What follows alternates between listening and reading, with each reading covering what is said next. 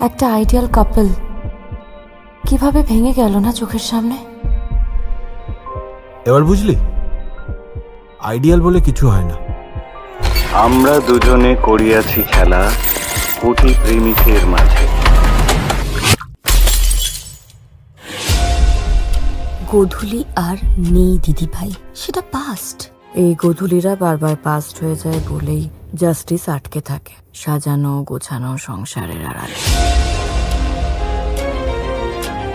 আমাদের কথা বলার সব রাস্তা কিন্তু তুমি শেষ করে দিচ্ছ অপু। রাস্তা তো অনেকদিন আগেই শেষ হয়ে গেছে ঋষভ।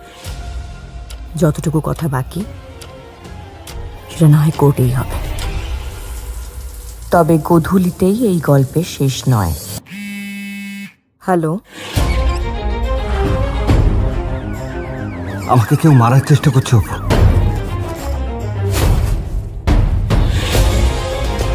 যে মেয়েটা ফোন করেছিল সে কিছু একটা চায়। হ্যালো, উপহার ভালো লেগেছে স্যার? ও মরে গেলে শান্তি হতো তোমার। চেকমেট। এটা একটা অসম লড়াই। Think about it. বুঝতে পারছেন না কেন? I am pregnant. Apu, Godhuli আমাকে কোনোদিনও ভালোবাসেনি, আমাকে ইউজ করেছে। আর তুমি আমাকে।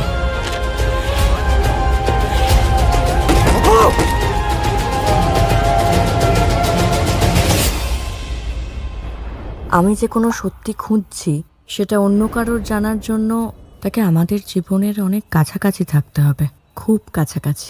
কাছাকাছি যে নেই সেটাই বা আমরা জানছি কি করে?